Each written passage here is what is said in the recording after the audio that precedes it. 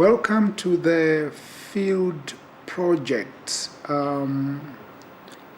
module. The course code for this module is basically XHAOD4. As you may be aware right now, part of your final year study is that you must produce a thesis or a dissertation. And this is what I'm going to take you through right now. But before you write up your thesis, you are supposed to come up with a research proposal. And then your research proposal, once it is approved, then you'll be then required to collect your data. And then when you collect your data, you analyze your data, and then from there you do a write-up for your research project. So what I'm going to do basically that I'm going to take you through the process of what it is that you are required between now and the time that you are supposed to come up with your final project.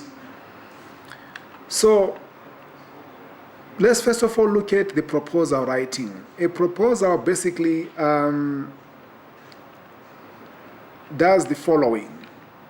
It outlines the researcher's thinking about a research problem.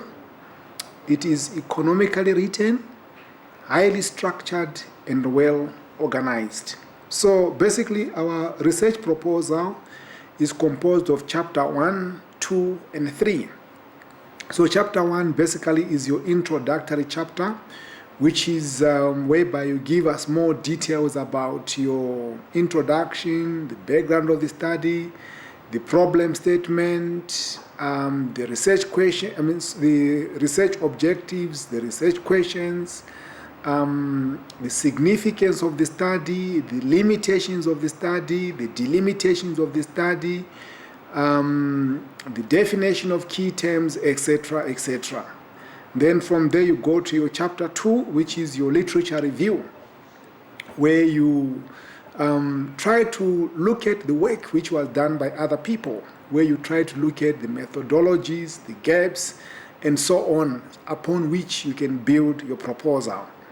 And then from there you go to chapter 3, which is basically your research methodology. This is where you are saying, what methods are you going to use to collect the data which you are going to use to find answers to the questions that you have on the problem you are researching on. Elements of this research proposal, they are the following. A research proposal must have a title page, a table of contents. It must have background and rationale, preliminary literature review, that's the theoretical framework, statement of the research problem, research aims and objectives, the rationale, which is why you want to do the study, research design, your methods, your methodology, your sampling, your data collection, your data analysis, your ethical consideration, and then a list of your references. Okay, so that's what we want to see in your proposal. Requirements. Now, in order for you to come up with a research topic or research title, you must look at the previous research. What was done in the past? The research topic should be original, topical, replicable, practically feasible, value-free topics. So these are the elements that we look to when you are coming up with your topic. Your topic must not be all over, it must be very focused in what you are doing. What is very important is that you must stop and think. What is your comment on the title in relationship to the broad aim? Think deeply about it. Let's say, for example, the title can be an assessment of factors causing poor adherence among people living with HIV. And maybe you can also look at the context. Where do you want to do your study? Because you cannot do a national study at this point in time. Otherwise, it's very expensive and it's not feasible on your part. The objective will be, the main aim of this study is to analyze the barriers to adherence. Yes, there is medication, but what are the barriers that are actually holding back people from adhering to treatment, say in Okriangaba or in Ombili informal settlements? Introduction and background: create reader interest in the topic, lays the broad foundation for the problem that leads to the study. It places the study within the larger context of the scholarly literature and reach out to specific audience. Literature review, that's the theoretical framework. Elaborate on what is known and what is not known on the topic of interest. It leads to specific issues or issues that need further investigation. Theoretical framework will inform the statement of the problem, the rationale of the study, the questions and hypotheses, selection of instruments, and the choice of methods. Statement of the problem: generally, it provides the greater context of the problem area, highlights key theories, concepts, and ideas, answers the following question: what appear to be some of the underlying assumptions of this area? Why are the identified issues important? What needs to be solved? At the same time, it limits the scope of by focusing on some variables and not others. Aims and objectives: summarizes what is to be achieved by the study. Should be closely related to the statement of the problem. Should be clear and concise, reflecting the main aims and outcomes. Should be practical, attainable, and measurable. Distinguish between general and specific objectives. A sample of the objectives of the study. The title, for example, adherence to ARV medication, the role of caregivers. A main objective, for example, the main objective of the study is to determine the role of caregivers in adherence to ARV medication. Rationale or significance: elaborate how your results will help to answer the question asked, and what the potential implications of your research beyond the justification specified in the introduction section. Research design provides the glue that holds the project together. It is used to structure the research to show how all the major parts of the research projects. Provides a framework for the collection and analysis of data. Choice of research design reflects decision about priorities given to the dimensions of the research process. Main preoccupation of the researchers: quantitative. So basically you're talking about measurement, causality, generalization, replication,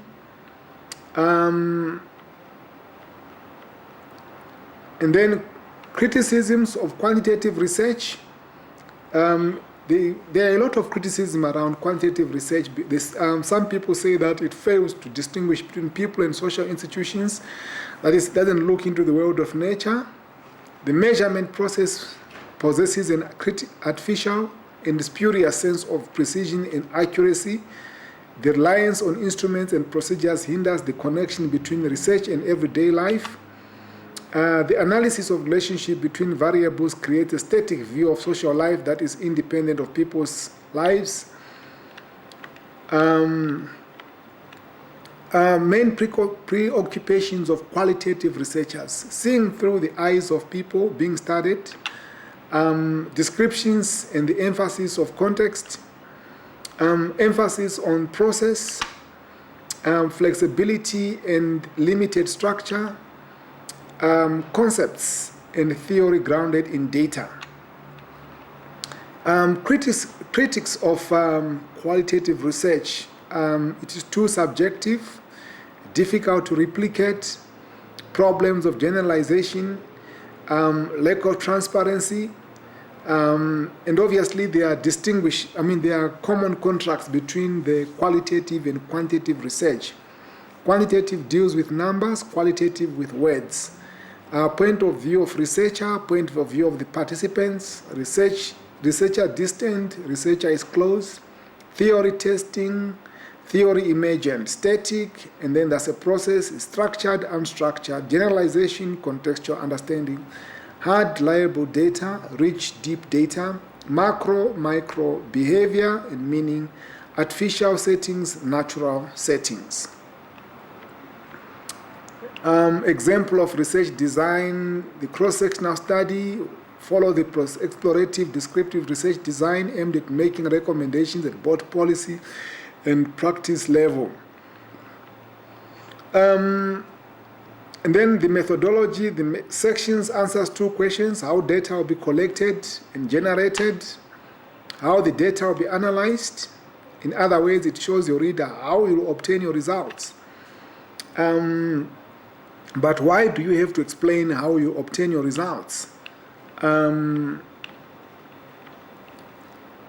First, give an overall summary of your methodological approach, quantitative versus qualitative. Then move to the specifics, target population, sampling, data collection procedures and instruments, data analysis. Target population and sampling, identify the target population, sampling. This section should contain sampling methods and procedure, inclusion and exclusion criteria for selection of study participants, number of participants, the rationale. Data collection, outline general plan for collection of data. This may include survey administration procedures, interview or observation procedures. Include an explicit statement covering the fields of control to be employed. If appropriate, discuss how you obtained the entry. Data analysis, specify procedures you use and label them accurately. Indicate briefly any analytic tools which will be available and expect to use, e.g. SPSS. Provide a well thought out rationale for your decision to use design, methodology, and analysis you have selected. Ethical consideration, participation of human subjects in the project is justified. Risks to subjects are minimized by using appropriate procedures. Risks are justified in view of anticipated benefits. Adequate provision is made for confidentiality of data, anonymity of participants in any published record. Obtaining informed consent to the subjects include those of whom English is not their first language. References, all of the references cited in the text at the end of your proposal. List all the references cited in the text at the end of your proposal. And the conclusion, read, and read. It's very important. I cannot stress that enough. And for more details, actually, you can check in your tutorials. If there's any question, you can always call upon me, and then we can actually engage as you prepare your proposal. Thank you.